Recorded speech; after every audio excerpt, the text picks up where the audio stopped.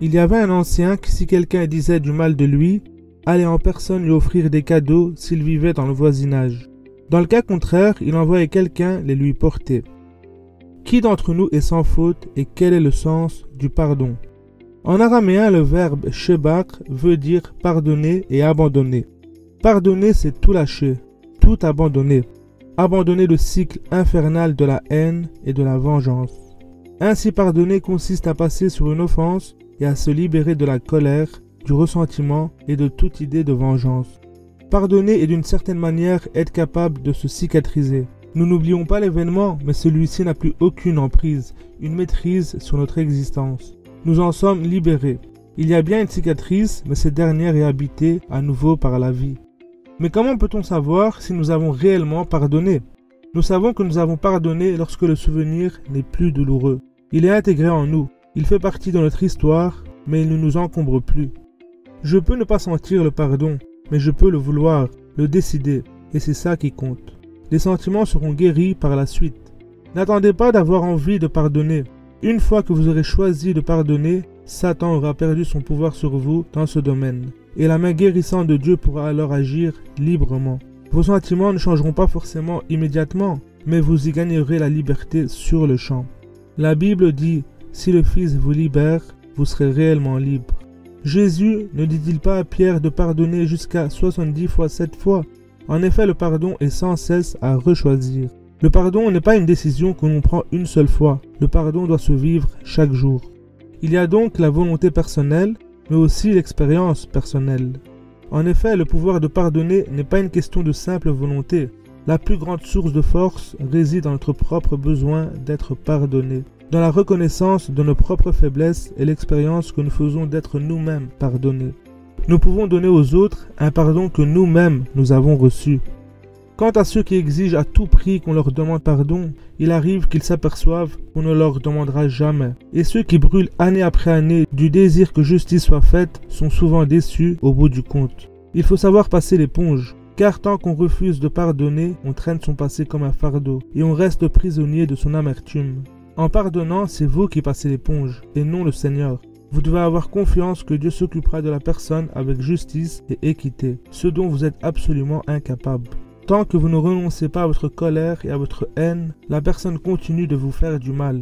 Vous ne pouvez pas remonter le temps et changer ce qui s'est passé, mais vous pouvez en être libéré.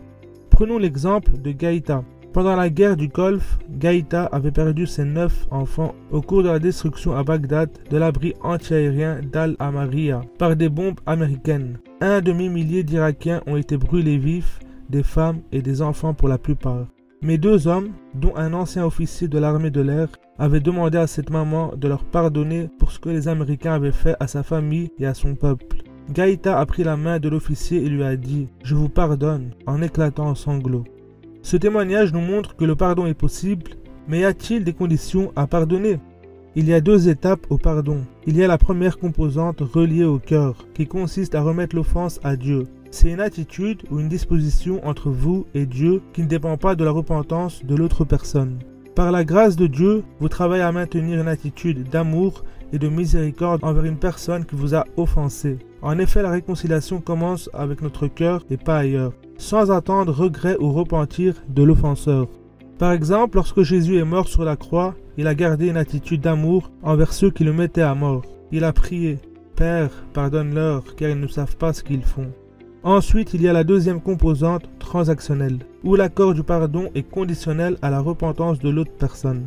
Une fois que la personne confesse son péché, vous pouvez accorder le pardon, la libérant ainsi de l'offense et profitant d'une relation entièrement rétablie. Ce modèle est indiqué dans la lettre aux Éphésiens, vous pardonnant réciproquement comme Dieu vous a pardonné en Christ.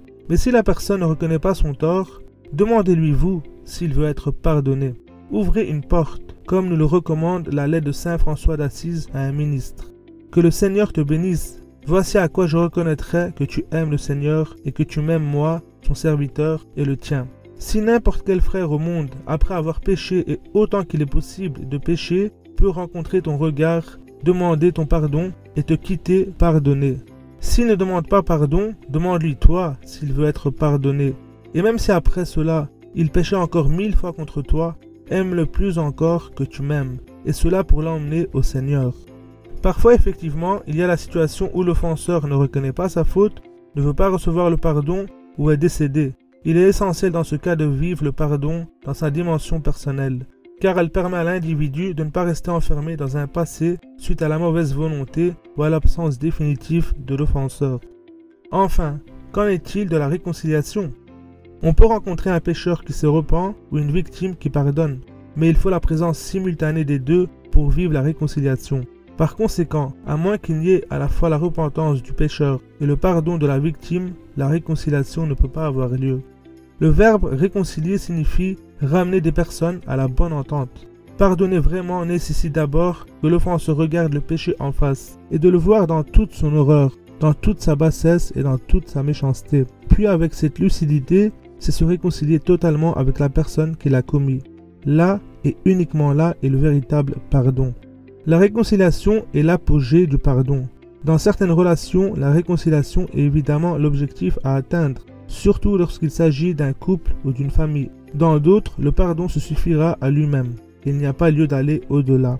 Le pardon est nécessaire simplement parce que la victime, tout comme l'agresseur qui dans la plupart des cas se connaissent, sont enfermés dans des ténèbres dont ils resteront tous les deux prisonniers jusqu'à ce que quelqu'un ouvre la porte. L'amour est la seule force capable de faire d'un ennemi un ami. De par sa nature même, la haine déchire et détruit. De par sa nature même, l'amour crée et construit. L'amour transforme par sa puissance de rédemption. Une fois que vous arrivez à dépasser les torts qu'on vous a faits, tout change. Vos relations avec les autres changent. Votre état d'esprit, votre tempérament, votre conception de la vie tout entière change. Ce dépassement vous donnera une vie meilleure. En outre, vous découvrirez que quand on pardonne, on est toujours gagnant. On n'y perd rien, parce que ce n'est pas un signe de faiblesse que d'aimer quelqu'un qui vous a fait du mal. C'est un signe de force.